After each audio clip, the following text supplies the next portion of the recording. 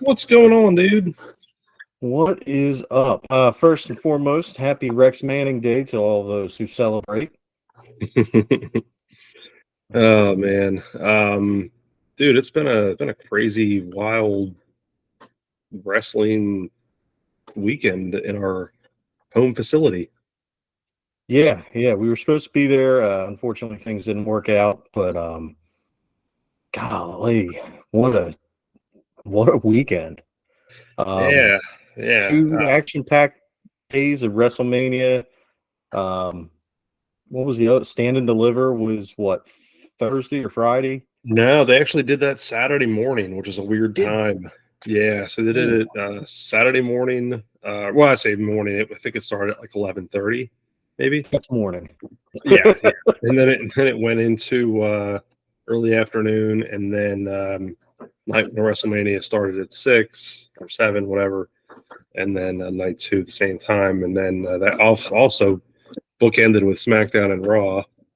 So you have a whole litany of events there, and here's the thing too: in the area, you're not just talking about WWE, you're talking about other promotions running stuff too. So it was just madhouse packed and full of wrestling in Philly or the Philly area. Yeah. Not that I'll ever hear this, but congratulations to the Blue Meanie for tying the knot in a surprise surprise marriage. I believe he kind of just popped it on his fiance. Like they ended up getting married at Meanie Mania. So Yeah, that was pretty cool. I saw that. Yeah, and I'll be honest, man. I, for whatever reason in my head, I was like, well, they've been together forever. I always thought they were just married, but yeah, uh, no, that's pretty cool. Pretty cool stuff. Um, but no, that was cool. That was basically toward the end of last week. He did that at his favorite local pub, McCusker's, yeah. and he was doing all sorts of stuff. He was doing tours of the 2300 arena, formerly known as the ECW arena, and doing all sorts of fun stuff.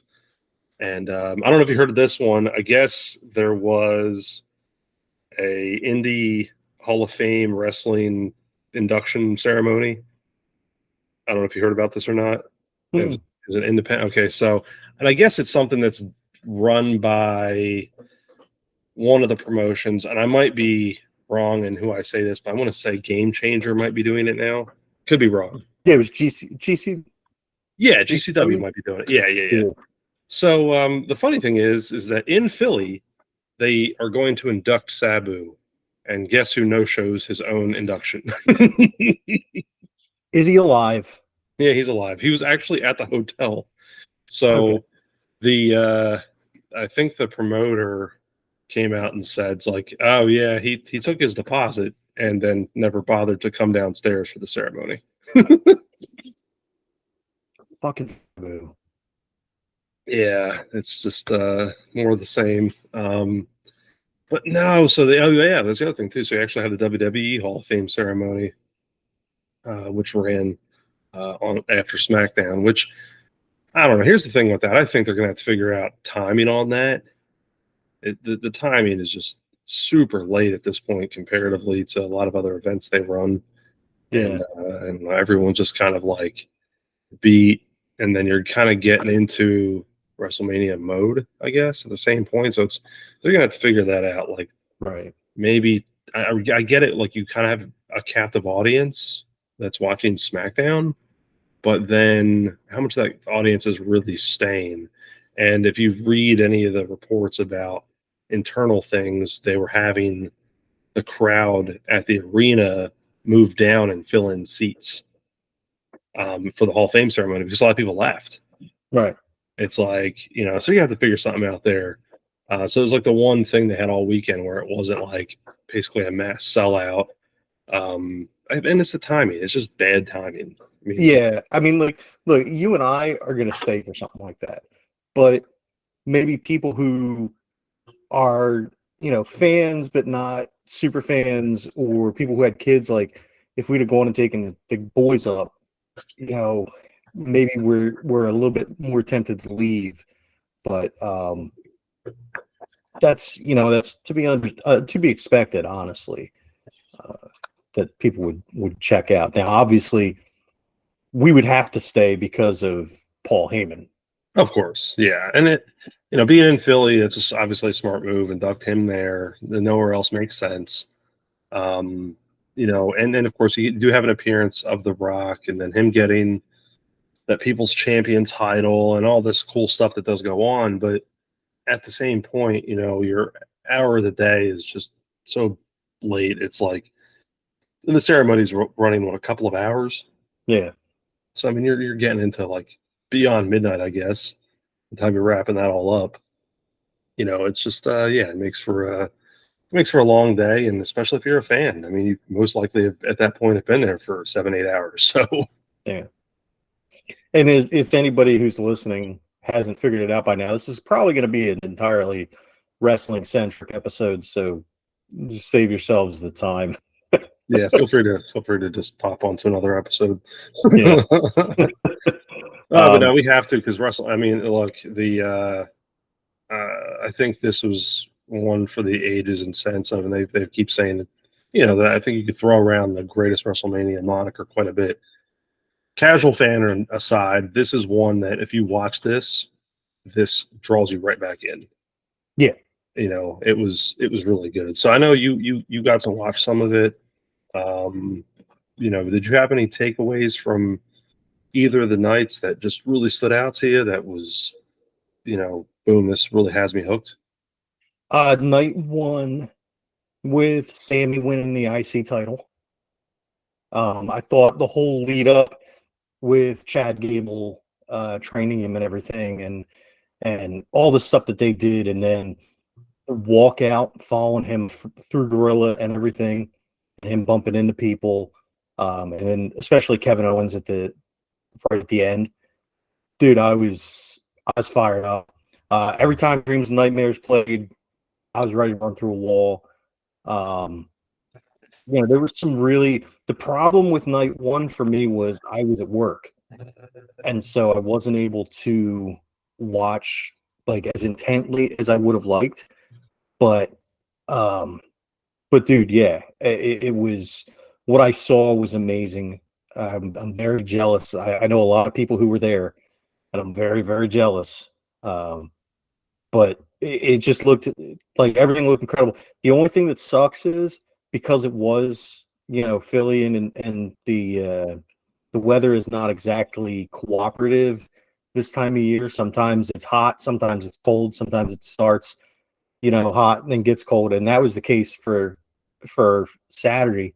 I think it was like 40 degrees, 50, 40 degrees, somewhere in that range when they're out there. So the crowd was not as hot as I would hope they would be.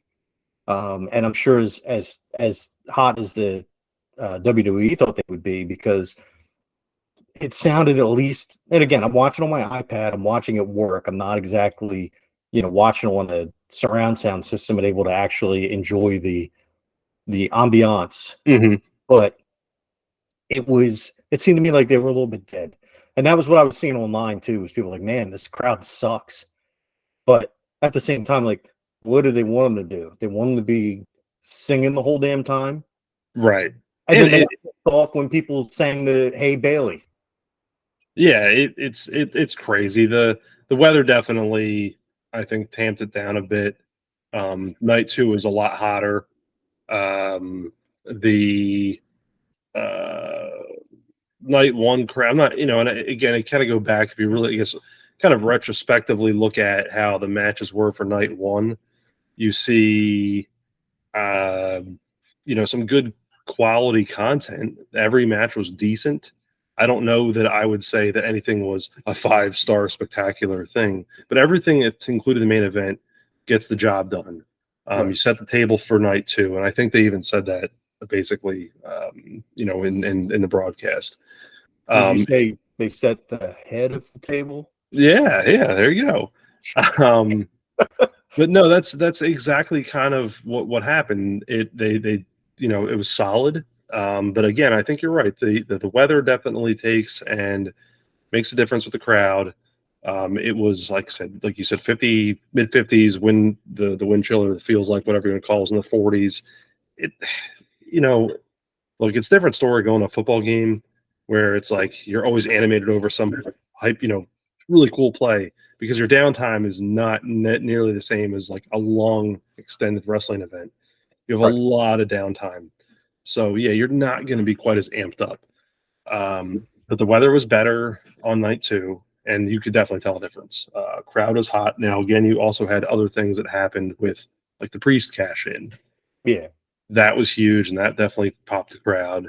And then you also had obviously the Cody win. I mean, we'll get into that one. So you Oh, had you know like what? You know, us from night 1. Sorry, I'm. Like I said, I was watching. I was at work, so it was a little harder to take it all in. But night 1, Motionless in White playing Rhea Ripley out.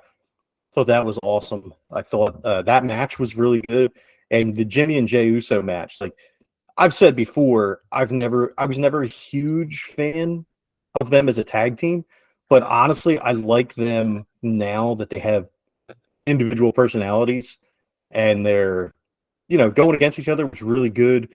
And then obviously Jason and Lane showing up and helping out the Mysterios.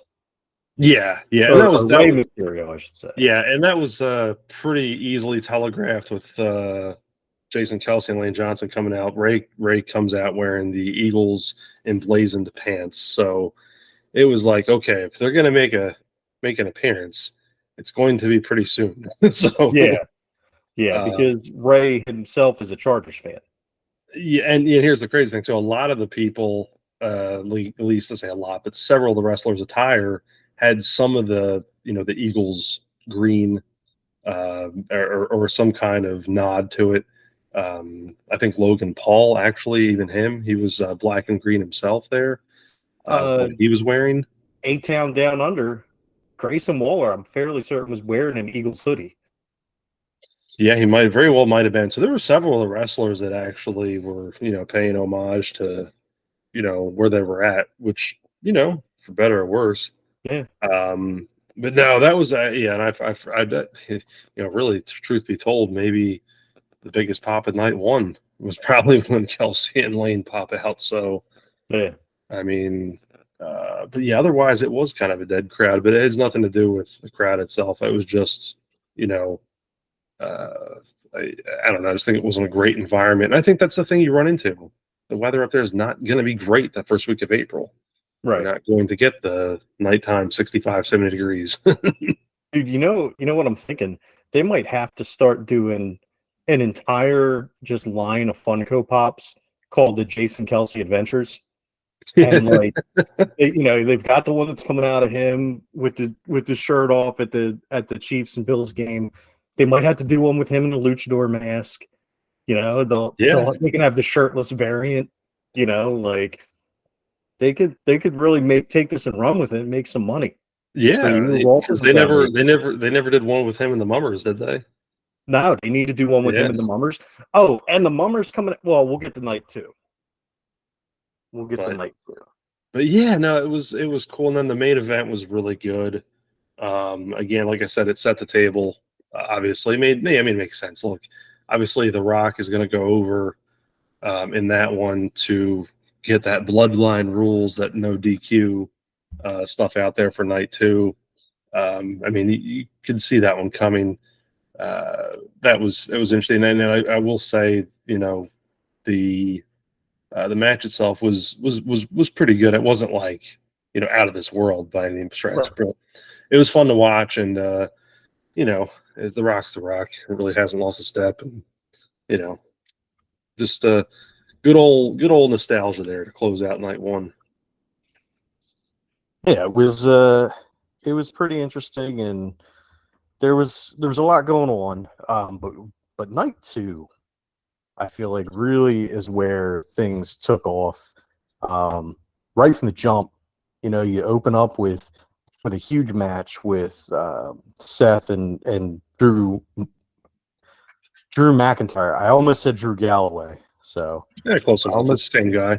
Yeah, same guy. Almost used his real life name. But Drew McIntyre, and what a great match. CM Punk sits commentary, and CM Punk just the whole time is talking shit, which was fantastic. We had some really good commentators all night too. But so so Seth ends up losing the title, and what I thought was really cool, and I don't know if they meant to catch this on TV, but they did, was Seth like in tears, like near tears, happy tears, looking at I almost did it, Drew McIntyre, and saying, "You fucking deserve this." Yeah, I saw that too. Yeah.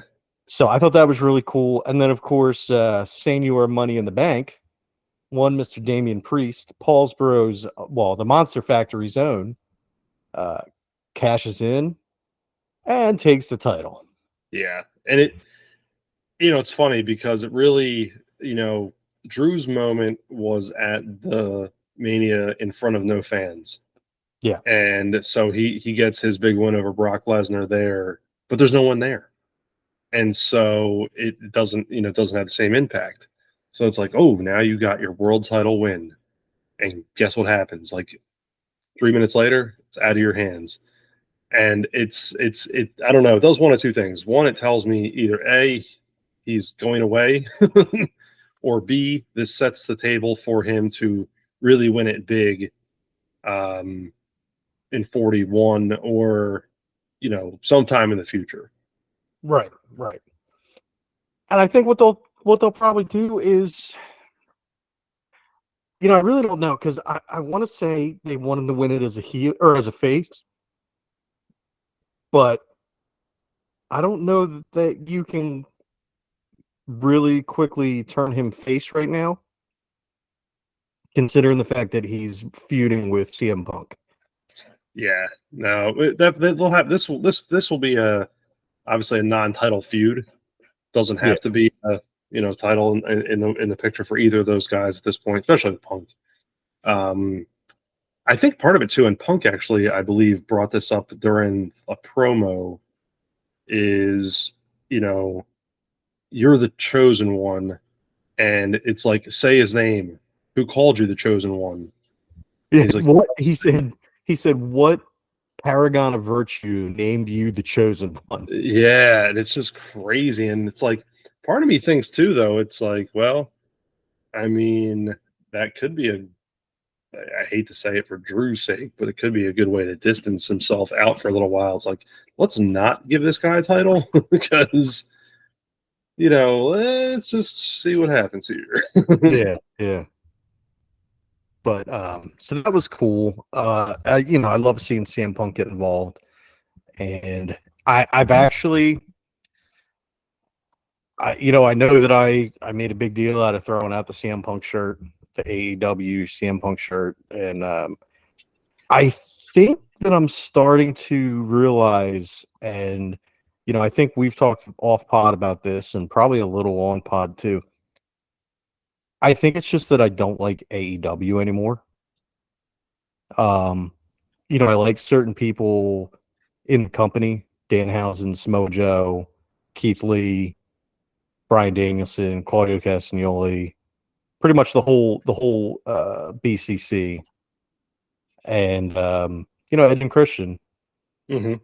and Adam Cole. Like, I like the performers, but I don't like the company. I don't like the direction it's headed. I don't like the Bucks. I don't like Hangman. And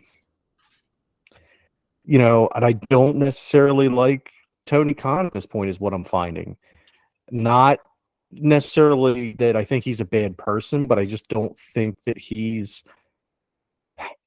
it's almost like this is just basically his toy box. And he's like essentially one of the YouTuber kids that, like, hey, look, and he has all of his wrestling figures. And he's like, look, what if this guy did this? And what if this guy did this? And this guy helped out this guy. And so, like, I don't know. I just can't, like, I'm getting rid of stuff because I have, I got to cut down on what I have so I can move. and I found myself parting with AEW stuff. Yeah, I get it. I mean, and we have a thing coming in, and we'll make sure that this is posted here relatively soon, the next day or two. But coming out here on this week's Dynamite, one of the things that was announced was we're going to air the footage of the altercation of the All Out between CM Punk and Jack Perry. Right. And it's like, this guy's not in your company anymore. Jack Perry hasn't done anything for AEW in who knows how long. And it's like, that's what's going to draw viewers.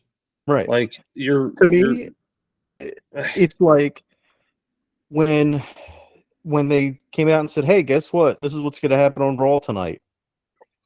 Mick Foley's going to win," and it's like, didn't you learn from WCW's mistake?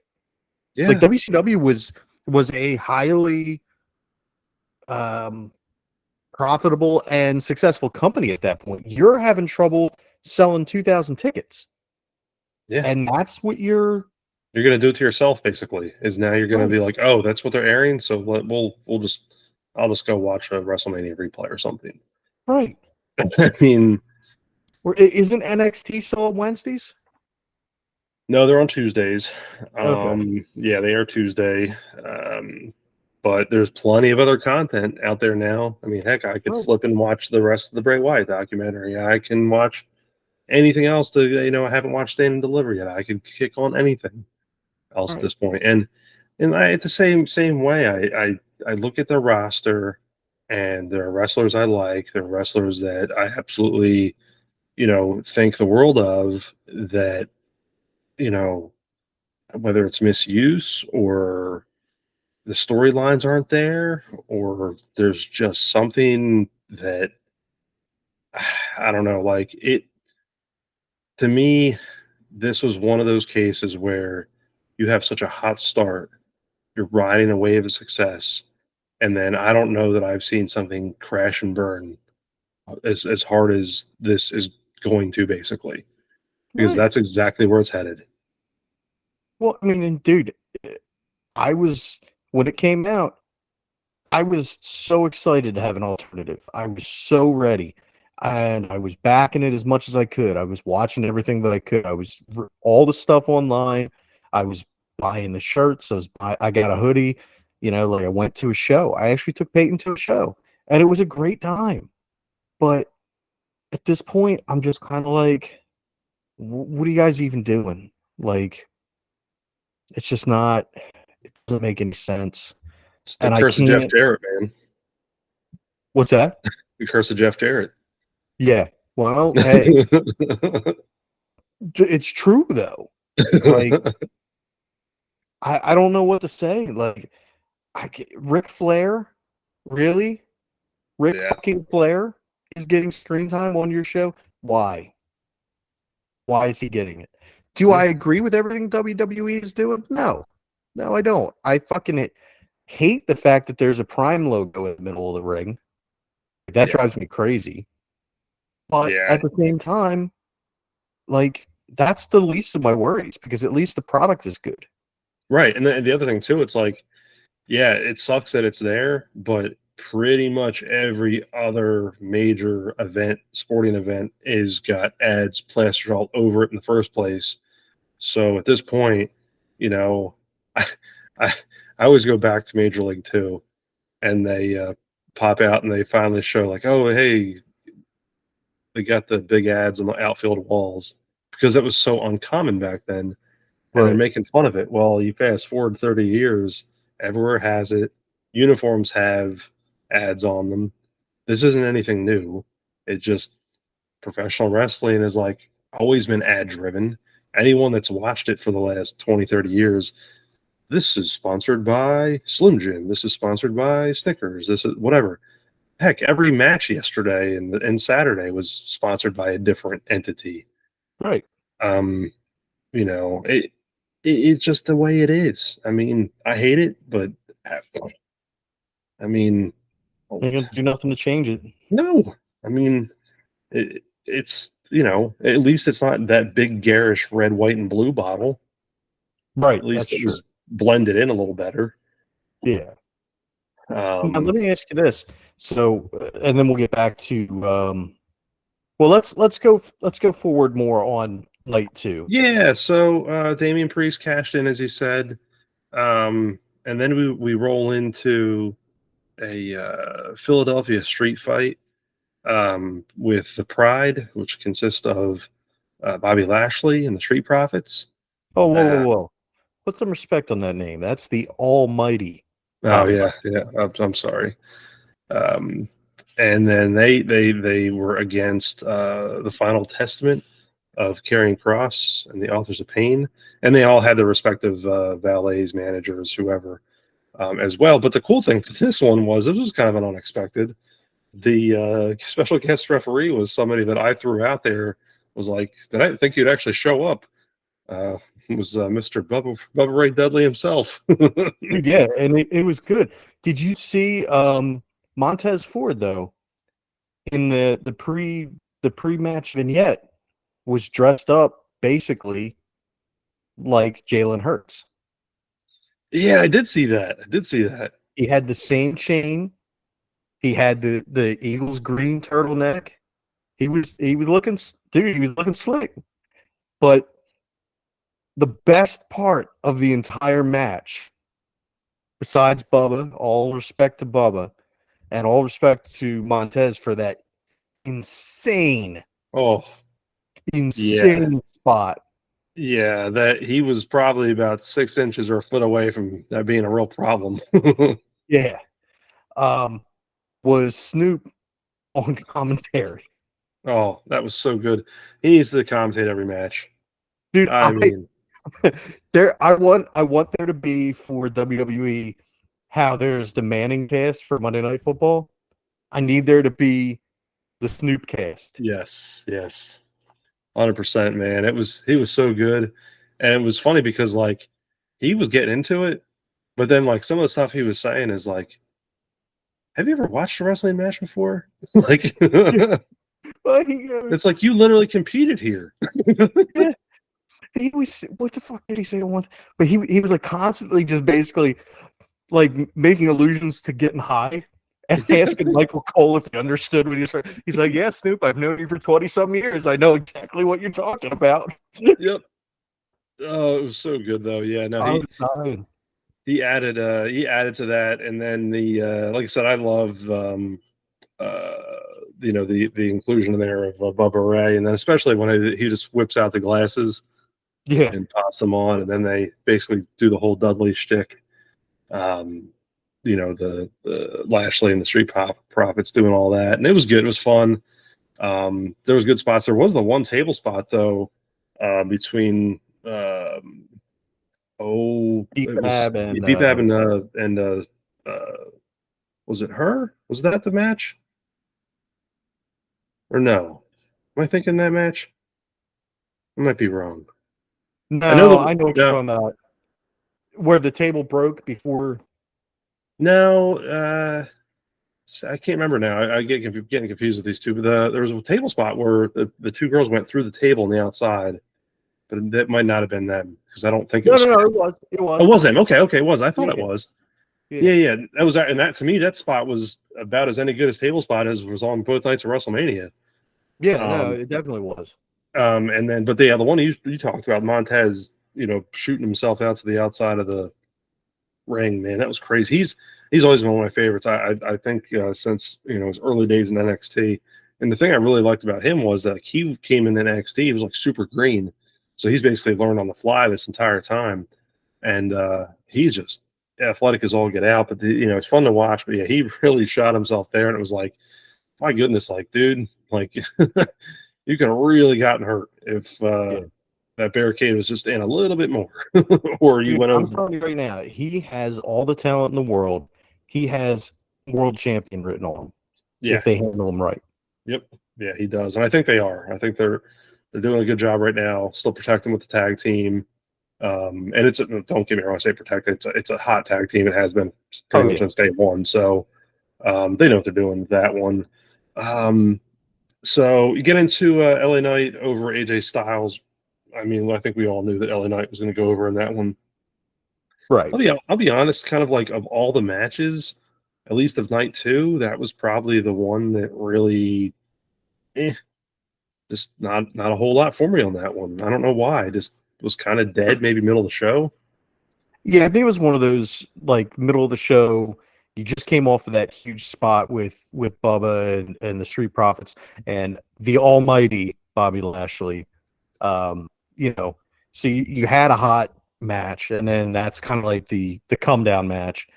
And I'll be honest with you, like I fell asleep towards the end of that match. And no disrespect to LA Knight or AJ.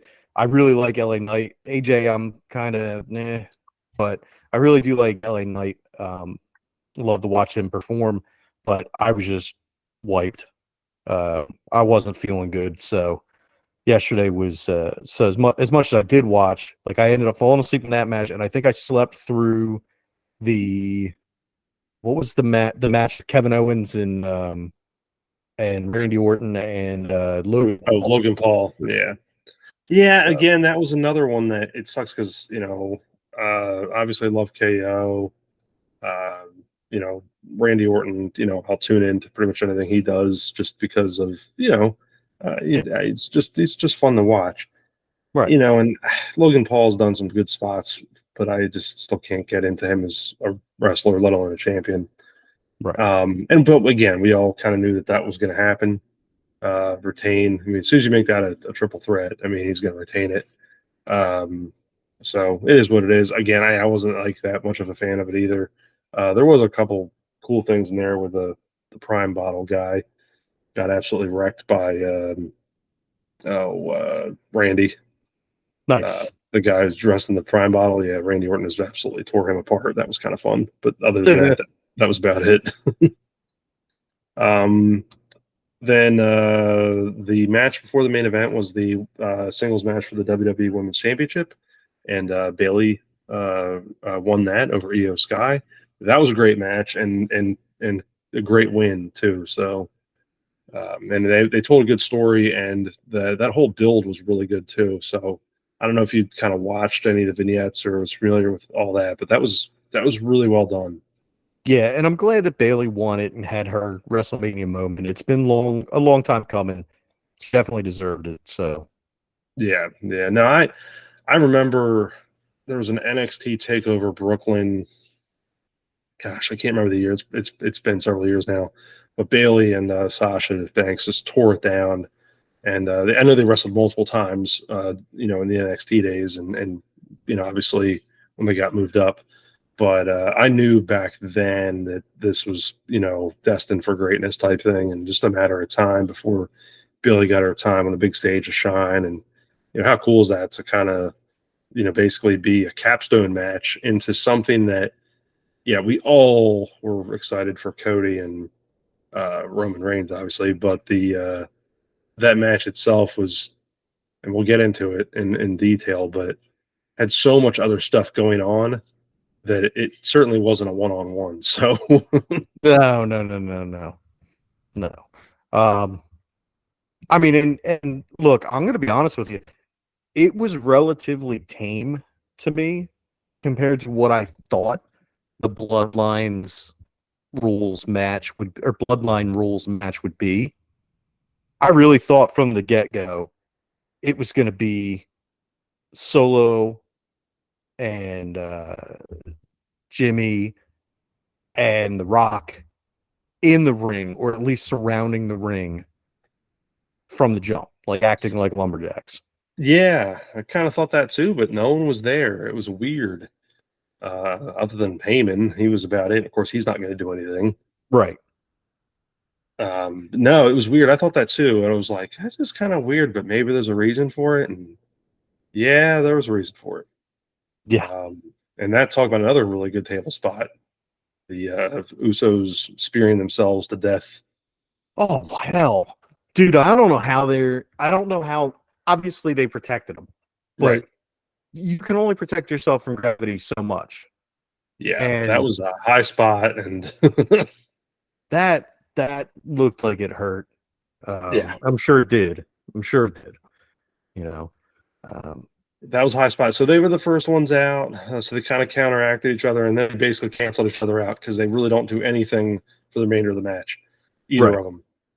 Then Solo comes out, and of course it's like a repeat of last year and blah blah blah, and let's here we go, and then a couple really close finishes, and you kind of knew that like it wasn't going to end there, mainly because The Rock hadn't come out yet, and you didn't have some of these other things that we kind of were thinking about with some of these other guys that may show up to help. But it's like, well, maybe they're just gonna do more of the same, and they didn't. And a couple close finishes there, and Cody kicks out, and man, and that was kind of off to the races, wasn't it? Yeah. And I'll tell you what, I'm not gonna lie. I stupidly in my head, because Moxley hasn't been seen on TV for a while on AEW. When the Shield's music played, I really thought Seth was going to come out and he was going to get taken out right away. But then Ambrose was going to be standing behind Reigns and tap him on the shoulder and then take him down. Obviously, that didn't happen, but I really thought that was going to. I thought that was going to happen. Talk about a way to play into the crowd and the audience, though. Yeah. It's like, wait a minute, is he really here? I thought the same thing. I mean, it's like, then I thought, there's no way, absolutely no way. But the cool thing is with Seth come out just like looking like old Seth.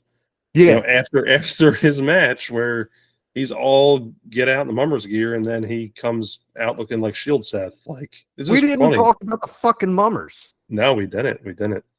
No. But I've come to find out that I didn't really know anyone there, so. All right. Yeah, we figured it was really cool. It was really cool. They had Mummers that came out with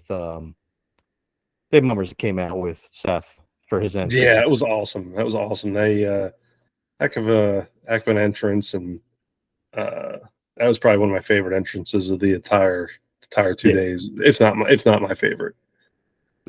But yeah, so then you have The Rock comes out, and he gets counteracted by none other than John Cena. Yeah, so that was kind of cool. And then of course, it doesn't quite work out all the way. Yeah, for old Cena there, but The Rock stands tall, and it's looking bleak for Cody. And in my whole time, I'm thinking the only one that really realistically made sense was Stone Cold. Not thinking. That's what I was thinking too. I mean, you're in Philly. You got, I know a lot of people don't perceive Austin as an ECW guy, but he was. Yeah. So it's like, this makes the most sense. Couple stunners right off into the sunset, done deal, and then they just hit the magic button on one of the best swerves I think I've ever seen.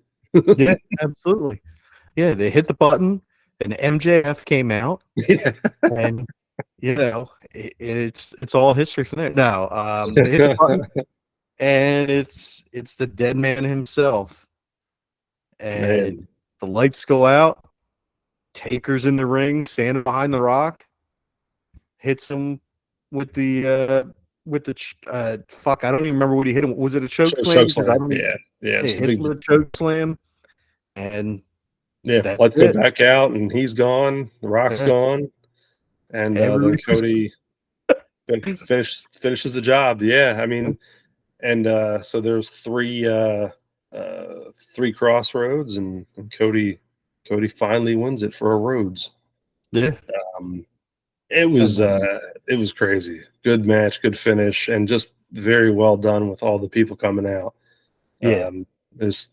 For a one-on-one match that obviously they went into it with no DQ rules, but I think the nice little swerve there, thinking that Moxley Ambrose may come out, or the rumors with MJF, which I still honestly think there's a spot for him.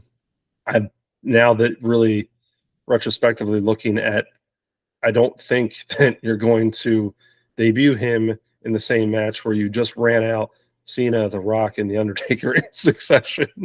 Yeah. No. I definitely didn't expect to see him there.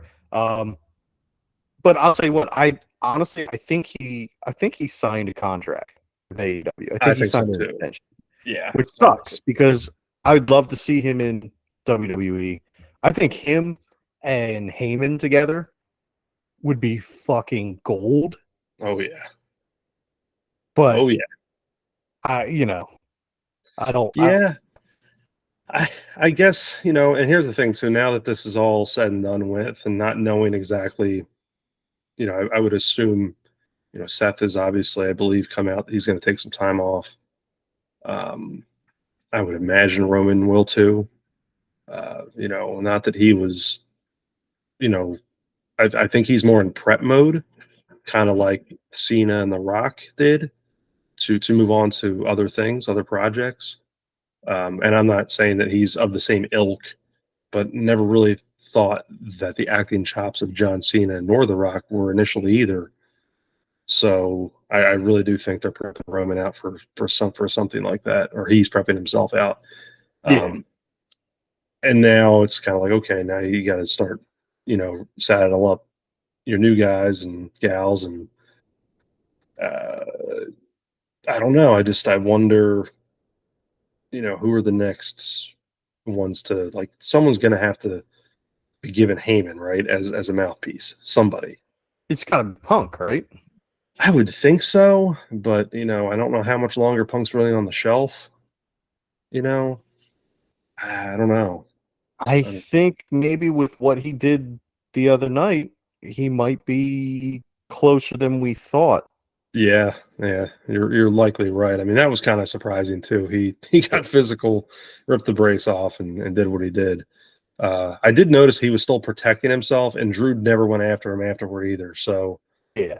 I kind of wondered that a little bit. Like, I can get physical without having to get physical, if that makes sense. Right. I don't know. I just noticed that he was still kind of, maybe I was wrong. Maybe it's just the way I perceived it. He still kind of like maybe protected the arm a little bit. Oh no, he definitely did. I just think that maybe he's a little bit closer than we're led to believe. Yeah, But, yeah. I'm sure it would make a lot of sense for him to go that way. I just, I'm trying to think like, somebody younger might get that, but I don't know. But it was all said and done. It was fun, and I think I said this to you last night. You know that show. I know they're, like I said when we started recording here, they were tabbing it themselves as the greatest WrestleMania of all time, whatever. And yeah, that's debatable. But was it a perfect show? Absolutely not. But it was a really good card through and through, and very well executed. And you watch that main event, and you do one of two things. It's like you fall back in love with wrestling in general, but two, you realize how far ahead WWE really is. Here you have a match where you finally have a Rhodes winning a top title on the grandest stage of them all in a match that you just featured John Cena, The Rock, The Undertaker, and then beating a guy that's held the title for what, 5 years, 4 or 5 years now. And then 3 days later, your competition is showing video from a fallout of a pay-per-view that happened almost a year ago. Right. So, involving one of your talent now. Exactly. Involving a guy who already works for the other company. Right. It's just it's asinine. Yeah. Like, I can't believe that they actually expect people to tune into that. Yeah, we all know what happened. So yeah. Oh well. Got any last minute thoughts on? Actually, we do have to mention one last thing. Your favorite sign? Yes. Yes. So Richie likes to talk shit on Philly, and he invokes the name Hitchbot. But last night we found out why Hitchbot got attacked and killed. Yeah, he was a Cowboys fan, and as you know, fuck Dallas.